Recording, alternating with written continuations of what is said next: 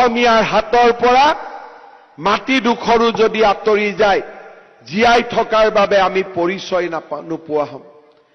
জনগাঁথনিৰ পৰিৱৰ্তনে আমাক গ্ৰাস কৰিছে।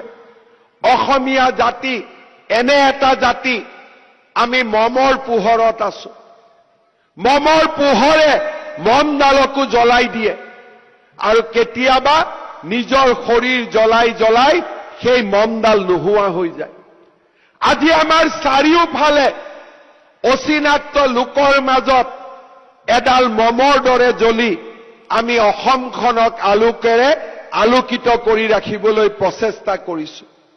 কিন্তু আমি যদি এই মমৰ পোহৰক সূৰুজৰ পোহৰলৈ ৰূপান্তৰ কৰিব পাৰো, অসমীয়া জাতিক কোনেও আন্ধাৰৰ অমাৱস্যাৰে ঢাকিব নোৱাৰিব। আমাৰ প্ৰতিজ্ঞা হ'ব লাগিব, এই জাতিটোলৈ আমি সূৰুজৰ পোহৰ আনিম। এই জাতিটোলৈ আমি আত্মনিৰ্ভৰশীলতাৰ এক নতুন ইতিহাস কঢ়িয়াই আনিম। শ্বহীদে যদি নিজৰ তেজেৰে অসমখনক ধুৱাইছিল, আমি কপালৰ ঘামেৰে আমাৰ মাতৃভূমিক ধুৱাম। সেই প্ৰতিজ্ঞা অসমৰ যুৱক যুৱতীসকলে কৰিব লাগিব। আমি শ্বহীদ ভূপেন ডেকা নহয়, আমি শ্বহীদ খৰ্গেশ্বৰ তালুকদাৰ নহয়, আমি ভগৱানৰ সেই বিশেষ সন্তান নহয়। শ্বহীদসকল ভগৱানৰ শ্ৰেষ্ঠতম সন্মান। ভূপেন ডেকা খৰ্গেশ্বৰ তালুকদাৰ হোৱাৰ সাহস আৰু শক্তি ভগৱানে আমাক দিয়া নাই, কিন্তু তেওঁলোকৰ প্ৰেৰণাৰে আমি ৰোমাঞ্চিত হৈ, তেওঁলোকৰ আদৰ্শৰে আমি আদৰ্শান্বিত হৈ, তেজেৰে মাতৃক ধুৱাব নোৱাৰিলেও কপালৰ ঘামেৰে আমি নিশ্চয় অসম মাতৃক ধুৱাব পাৰো। আৰু সেইবাবে অসমৰ যুৱক সমাজে অসম মাতৃক কপালৰ ঘামেৰে ধুৱাবলৈ ওলাই আহক। বিশ্ব বিজয় কৰিবলৈ আগবাঢ়ি আহক। ৰূপকোঁৱৰ জ্যোতিপ্ৰসাদ আগৰৱালাই কৈ যোৱাৰ দৰে বিশ্ব বিজয়ী নজোৱান। জ্যোতিয়ে সপোন দেখিছিল অসমীয়া যুৱকে বিশ্ব বিজয় কৰিব, আৰু আজিও আমি বিশ্ব বিজয় কৰিব পাৰো। অসাধাৰণ যুৱক অসমৰ মাজত এতিয়াও আছে। অসাধাৰণ যুৱকসকলে এতিয়াও আমাক প্ৰেৰণা যোগায়। মই বাৰে বাৰে অনুৰোধ কৰিম, অসমৰ ভৱিষ্যত আমি তেতিয়া সুৰক্ষিত কৰিব পাৰিম যেতিয়া অসমৰ প্ৰতিটো কামৰ ওপৰত অধিকাৰ আমাৰ থাকিব।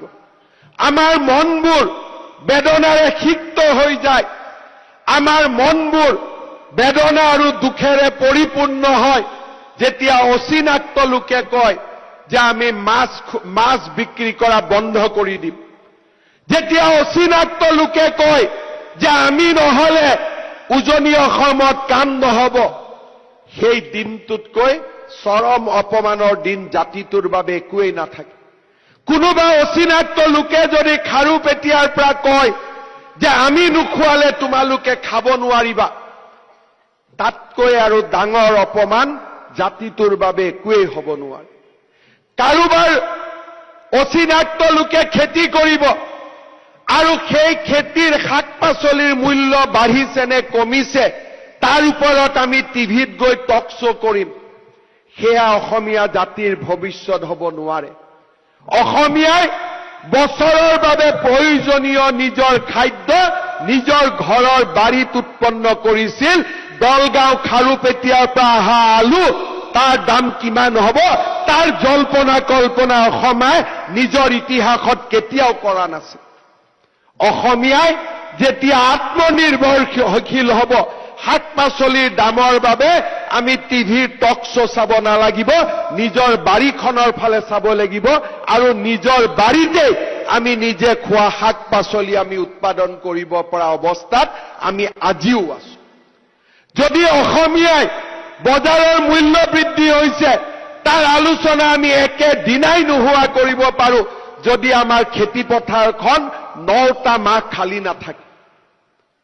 3টা মাহ খেতিৰ পিছত 9 মাহ যেতিয়া এখন খেতি পথাৰ খালী পৰি থাকিব, সেই জাতিটোৱে মূল্য বৃদ্ধিৰ বাবে টক শ্ব' কৰাৰ বাদে আন কোনো বিকল্প নাথাকে। কিন্তু যেতিয়া অসমীয়াই পণ ল'ব যে মোৰ খেতি পথাৰ এটা দিনৰ বাবেও খালী নাথাকে। মোৰ খেতি পথাৰৰ চাৰিওফালে মই মূল্যৱান গছ ৰোপণ কৰিম। এই খেতি পথাৰত মই শাক পাচলি মাহ হালধি উৎপাদন কৰিম। দলগাঁও আৰু খাৰুপেটীয়াৰ ফালে আমি চাব নালাগে। গৰুখুটি আৰু কন্যকাই সেই স্বাৱলম্বী অসমৰ আজি প্ৰথম পোহৰৰ প্ৰথম পুৱাৰ সন্ধান দিছে। এতিয়া সময় 126টা সমষ্টিতে সেই স্বাৱলম্বিতাৰ আদৰ্শ বিয়পাই পেলোৱা।